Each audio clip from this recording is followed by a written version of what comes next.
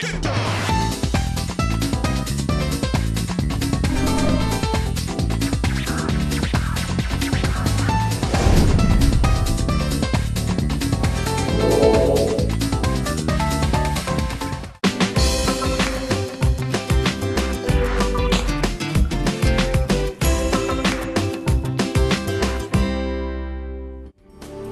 여러분 안녕하십니까? 티브로 서울보도국 선임기자 이재원입니다. 오늘 뉴스 속풀이에서는 동대문군의 주민개방도서관이 서울시의 지원금 중단으로 폐쇄 위기를 맞고 있는 상황과 강북구 수유동에 위치한 4.19 묘지주차장이 차량을 통제하면서 지역사회가 반발하고 있는 이유를 취재기자와 자세히 알아봅니다. 11월 셋째 주 뉴스 속풀이 시원하게 시작합니다.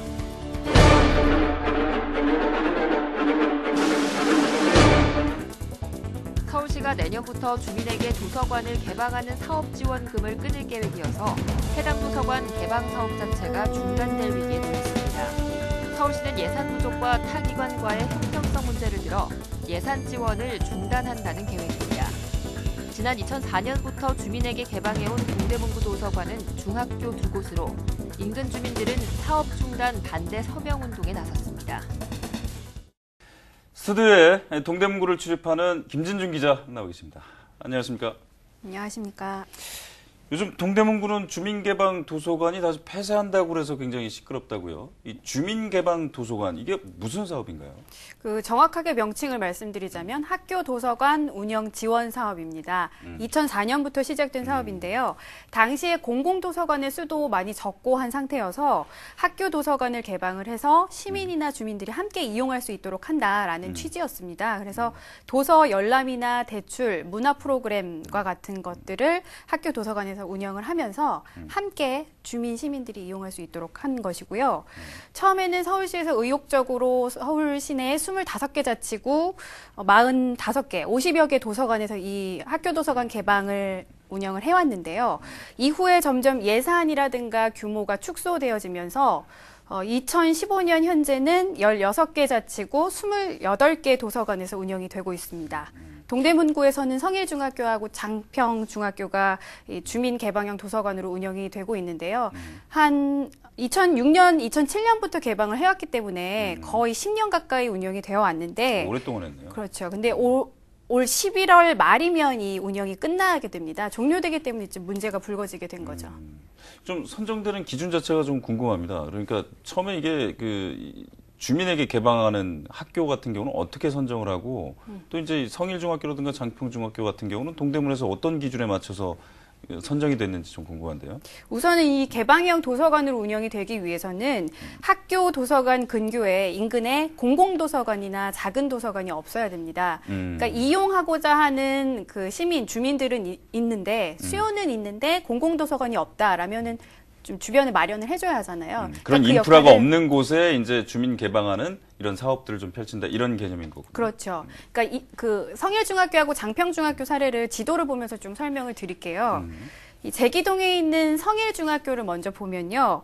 그 중학교 주변에 아파트 단지라든가 그 공원, 뭐 도심 생활권이라고 할 수가 있는데 학교만 덩그러니 있네요? 그렇죠. 마땅한 공공도서관 이용할 곳이 없다 보니까 주민들이 그런 욕구가 있었겠죠. 책을 좀 읽고 싶은데 도서관을 좀 마련을 해달라. 옆에는 다 지금 주택가인데 인근은 다 주택가인데 지금 덩그러니 학교만 있기 때문에 네. 뭐 이런 도서관과 비슷한 이런 인프라가 좀 필요하다 이렇게 판단이 된 것 같군요. 그래서 지정할 당시에도 학교 도서관이 그 역할을 할 수 있겠다라고 해서 성일중학교가 이제 선택이 된 거고요.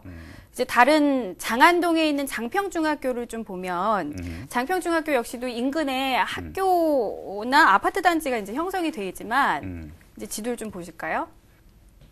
장평중학교가 있고 인근에 뭐 이제 도심 생활권이에요. 근데 공공도서관이라고 할 수 있는 게 800m 정도 떨어져 있는 장안 어린이 도서관이거든요. 그것도 어린이 도서관이군요. 예, 그렇기 때문에 책이라든가 이런 부분에 있어서도 성인들이 아무래도. 읽기에는 적절치 않은 책들이 있기 때문에 그 공공도서관으로서의 역할을 장평중학교가 할 수 있도록 학교 도서관을 개방을 한 거죠.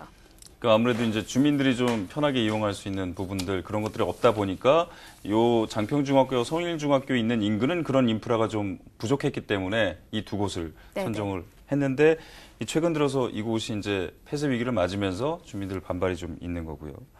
이렇게 선정되게 되면요. 그 개방하기 전과 개방 후는 좀 어떻게 달라지는 건가요? 또 주민들한테는 어떤 편의를 제공하게 되는 건가요? 학교 도서관이 개방이 되면 우선 이용자, 이용 시간 이 두 가지가 달라지게 되겠죠. 이 학교 도서관이기 때문에 학생들만 이용하던 공간이었는데 이제 주민 시민으로 그 이용자 범위가 넓어지면서 그 운영 시간 역시도 학생들의 수업 시간에만 운영이 되어 왔다면 평일에 저녁 7시까지 그 운영 시간이 연장이 됩니다. 그리고 주말에도 오전 10시부터 6시까지 운영할 수 있도록 시간을 늘려주고요. 이용하는 데 있어서 학교 내에서, 그러니까 공공도서관에서 운영하는 문화 프로그램 강좌 같은 것들도 운영이 가능해집니다. 그래서 시민들이 좀 자유롭게 이용할 수 있도록 하고요. 예산 지원 부분에 있어서도 그 시간이 연장되는 만큼 도서관 사서를 채용해서 써야 하는 부분이 좀 일자리 생기죠. 창출도 될 수 있겠군요. 네. 그래서 인건비라든가 운영비, 그 장서를 구입할 수 있는 책 구입비와 같은 예산 지원이 좀 이루어지게 되죠.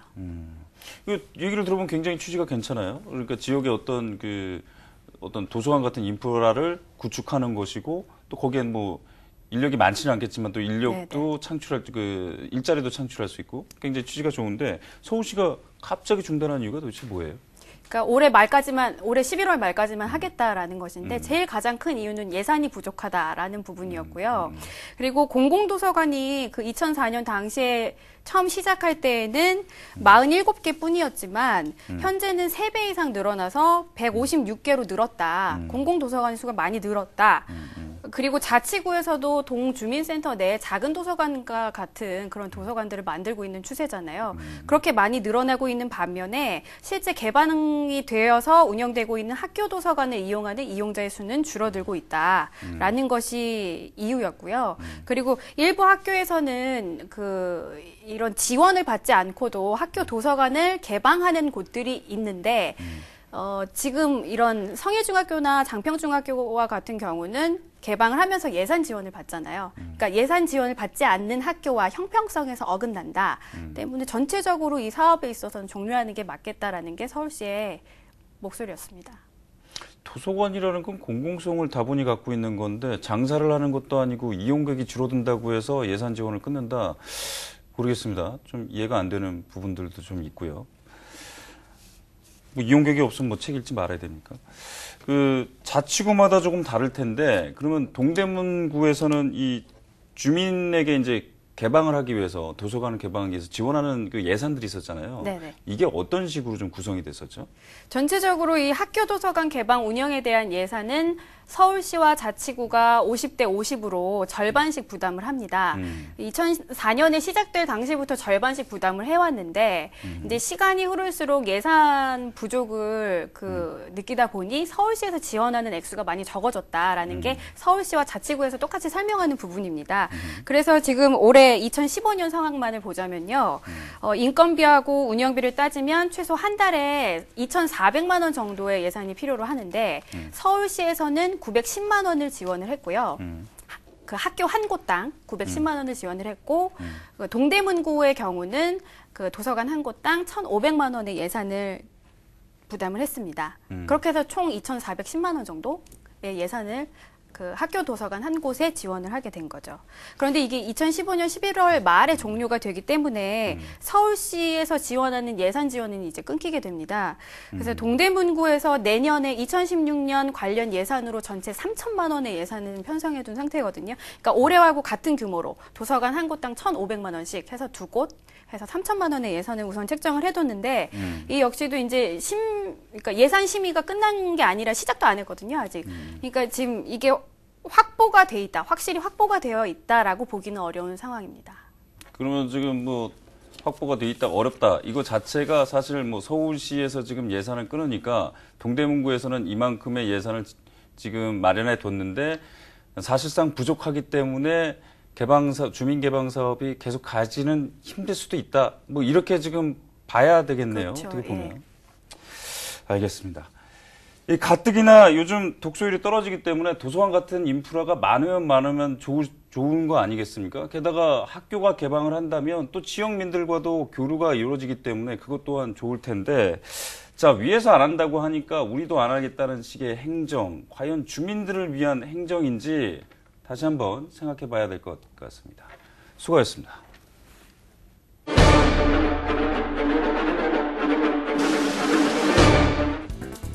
최근 강북구 수유동에 위치한 419 묘역 주차장에서 일반인 주차를 통제하면서 지역사회에서 불만이 터져나오고 있습니다.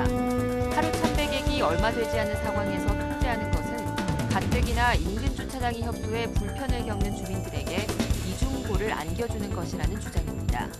지난 1995년에 만들어진 419 묘지 주차장은 130년 규모입니다. 네, 스튜디오에 강북구를 출입하는 이재호 기자 나와 계십니다. 안녕하십니까? 네, 안녕하십니까? 자, 요즘 이 강북구에서 4.19 묘지 주차장 때문에 굉장히 시끄럽다고요? 네. 4.19 묘지, 그럼 요거는 좀, 먼저 설명이 좀 필요할 것 같은데, 네. 좀, 우리 시청자들한테. 예. 4.19 묘지가 어떤 것이고, 또 이제 왜 이게 강북구 수유동에 있는 건지 설명 좀 해주시죠. 네, 그 4.19 혁명 때 이제 그 혁명을 하다가 이제 운동을 하다가 같이 이제 목숨을 잃으신 분들 그리고 그 유족들이 이제 묻혀 있는 곳이 4.19 묘지고요. 그 지난 1963년에 공업묘지로 이제 조성이 됐다가 1993년에 성역화 작업에 착수를 해가지고 95년도에 이제 국립묘지가 된 그런 장소입니다. 그래서 지금 강북구 수유동에 한 50년 넘게 자리를 하고 있는 거고요. 그 강북구에 있는 뭐 별다른 이유가 있는 것 같지는 않습니다. 제가 이제 물어보니까 강북구가 아무래도 이제 외곽 지역이고 그 당시에는 이제 뭐 땅값이나 이런 것도 워낙 쌌기 때문에 그래서 이제 거기에 큰 그 규모로 조성이 된 것 같고요. 지금은 북한산의 경관과 어우러져 가지고 지역의 명소로 자리매김을 하고 있습니다. 그래서 주민들이 뭐 공원처럼 이용도 하고 계시고 그리고 또 이제 거기가 등산로 북한산을 올라가는 그 등산로 입구에 또 자리를 하고 있거든요. 그래서 그 인근에는 한 50여 개의 식당도 분포돼 있는 그러니까 그 묘지와 또 식당과 같이 이렇게 조성이 돼 있는 그런 곳이라고 보시면 될 것 같습니다.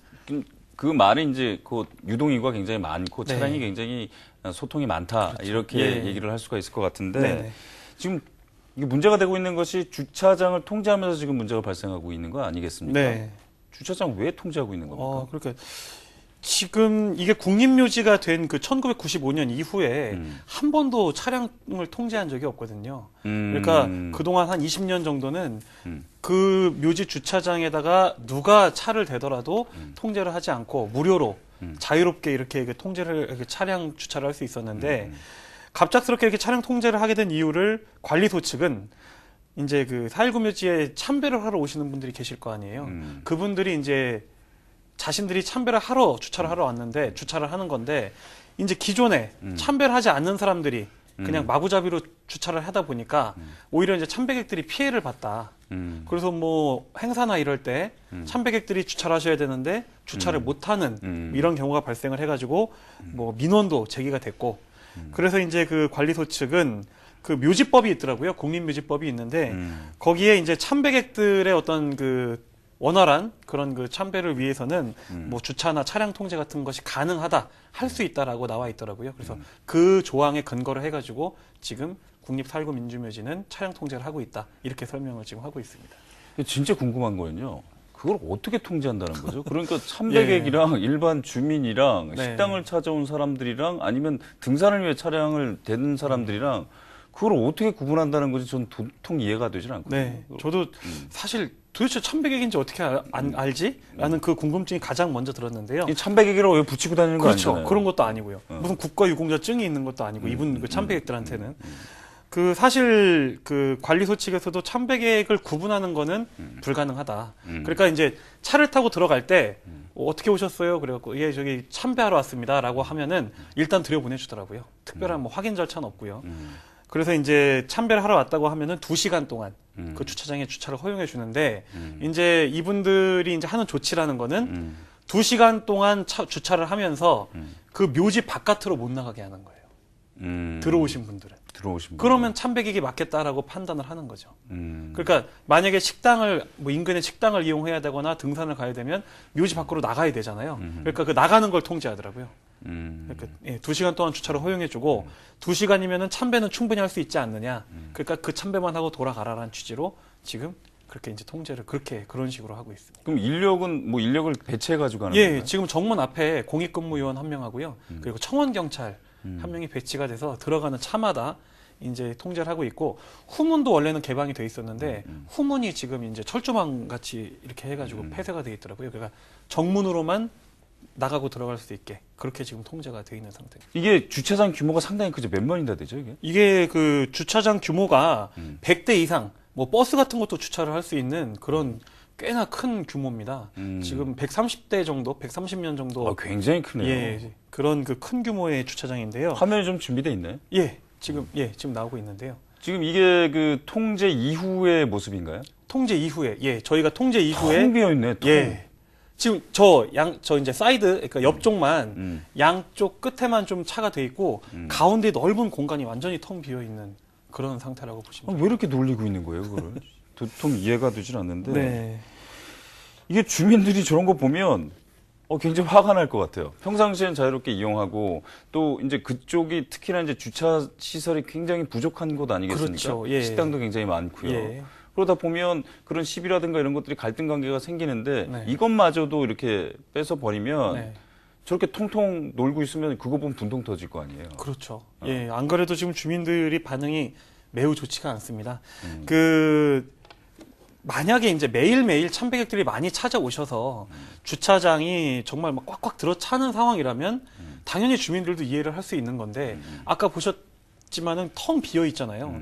그러니까 그렇게 텅 비어 있는 주차장을 통제한다는 것 자체가 좀 이해할 수가 없다라는 게 이제 주민들의 반응이고, 그리고 이제 또 하나는 이게 공영 주차장은 물론 아니지만 어쨌든 우리가 낸 세금으로 만든 주차장이잖아요. 그러니까 그렇게 만든 주차장을 주민들이 이용을 하겠다는데 그거 왜 꼭 막아야 되느냐라는 그런 목소리도 있으시고요.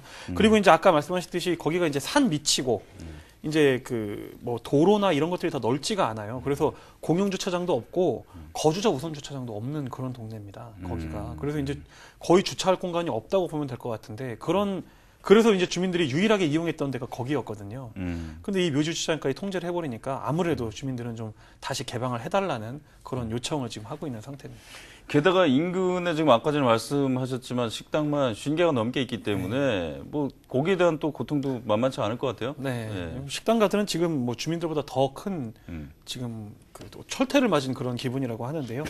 일단 여기가 지은 지가 굉장히 오래된 상가들이 많아가지고 건물에 딱 부설 주차장이 있는 경우가 거의 없습니다.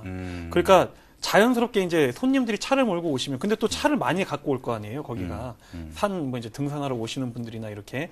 그러다 보니까 이제 이 식당들이 그동안은 국립묘지 주차장에 차를 대십시오, 이렇게 손님들을 유도를 그동안 해왔던 거예요. 그래서 그렇게 되면서 또 손님들도 더 많이 끌 수 있었고, 근데 지금 이제 주차장이 통제된 이후에는 뭐 그분들 주장이긴 하지만 손님들이 절반 이상 이제 줄었다라고 이제 주장을 하고 계시고, 이렇게 좀 지역 경제가 좀 상권이 좀 어려움을 겪고 있다 보니까 뭐 구의회, 국회의원들까지 나서가지고 지금 좀 주차장을 개방해달라는 그런 요청을 하고 있는 상태입니다.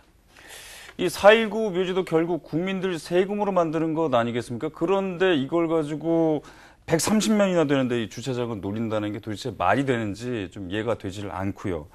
요즘 공공기관들 공유하면서 떠들던데 도대체 이게 타 기관이라는 이유만으로 왜 서로 생각들을 이렇게 공유를 안 하는지 당최 이해가 되질 않습니다. 자, 수고하셨습니다.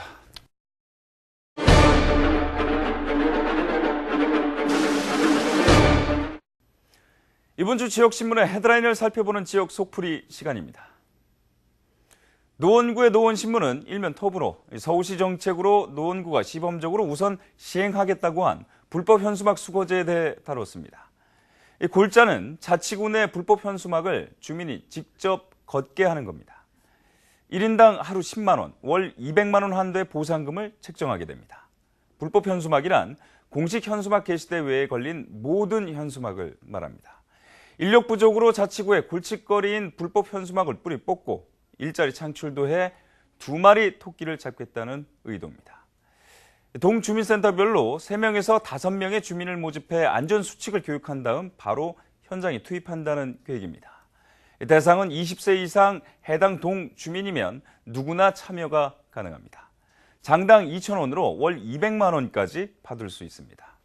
취업한다는 것이 하늘의 별 따기인 요즘 동네에서 일자리 창출에 기여할 수 있는 겁니다.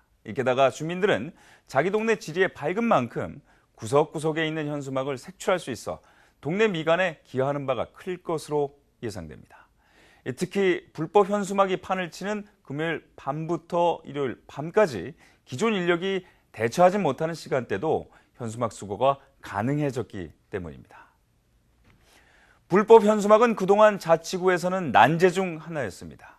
현수막 때문에 도시 미관을 해치는 것은 물론 야간에는 걸어놓은 줄 때문에 보행자의 안전을 해치기도 했습니다. 또 태풍 등 자연재해로 현수막이 머리 위 공포가 되기도 했습니다. 서울시의 이번 조치가 반갑기도 한 이유입니다. 하지만 현 불법 현수막의 실태를 보면 고개를 갸우뚱할 수밖에 없습니다. 노원구의 경우 불법 현수막의 80% 가까이가 구정 홍보용 현수막이기 때문입니다. 초록은 동색이라고 그동안 현수막에 대한 지적이 있어 왔지만 대처가 미흡했던 것과도 무관하지 않습니다. 그런데 보상제를 한다고 크게 달라질 것이 있을까요? 좀 지켜봐야 할 것 같습니다. 강북구의 동북일보는 일면 톱으로 최근 강북구와 강북문화원이 문화원장 선출 문제로 갈등이 악화일로로 치닫고 있는 가운데 구가 문화재단 건립을 추진한다는 내용을 기사로 다뤘습니다. 문제의 발단은 지난 6월 강북문화원이 현 김현풍 문화원장을 선출하면서입니다. 구는 선출된 김 원장이 문화원 정관을 위반한 채 선출됐다며 원장으로 인정하지 않고 다시 선출할 것을 요구했고 문화원 측이 이를 거부하면서 갈등은 증폭되기 시작했습니다. 급기야 강북구청은 문화원에 지급하던 지원금을 끊었고 문화원은 반발하기 시작했습니다. 구청은 문화원이 회원을 중심으로 각종 민원을 제기하자 현재 문화원이 쓰고 있는 강의실과 사무공간을 사용하지 못하도록 행정조치했습니다.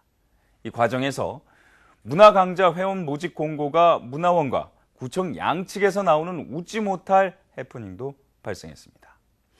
여기에 구청은 아예 문화재단을 새로 설립해 기존 문화원을 유명무실화 하겠다고 공표하기에 이르렀습니다.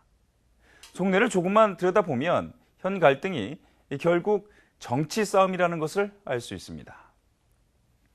김현풍 원장은 2002년부터 2010년까지 한나라당 소속 재선 강북구청장이었습니다. 지난해 지방선거에서는 구청장 예비후보로 이름을 올렸다가 당내 경선에서 고배를 마시기도 했습니다. 박겸숙 강북구청장과는 정치적 라이벌인 셈입니다. 게다가 문화원은 노인층 회원들이 많기 때문에 내년 총선에서 중요한 표받치기도 합니다. 문제는 정치적 싸움으로 주민들이 피해를 보는 모양새라는 겁니다. 양측의 갈등으로 결국 문화원을 이용하는 회원들만이 물리적, 심적 고통을 받고 있다는 것 알고 계신가요? 정치의 본래 목적은 소통을 통한 화해인데 갈등만 양산하는 모습에 정치 혐오증은 거저만 갑니다. 300여 개 민원 때문에 130면에 달하는 주차장을 놀리는 보훈청이나 서울시가 예산 줄인다고 주민개방 사업을 접겠다는 동대문구의 행정은 결국 소통 부족이 낳은 칸막이 행정의 전형이라 볼 수 있습니다. 서울시의 현수막 보상제도 또한 자치구의 실상을 들여다보지 못한 채 그대로 시행된다면 그 결과가 불보듯 뻔해 보입니다. 각 기관의 소통과 협업이 얼마나 중요한지 알게 해주는 한 주였습니다. 11월 셋째 주 뉴스 속풀이 준비한 소식은 여기까지입니다. 다음 주에는 좀 더 속 시원하고 깨알 같은 정보를 들고 찾아뵙겠습니다. 고맙습니다.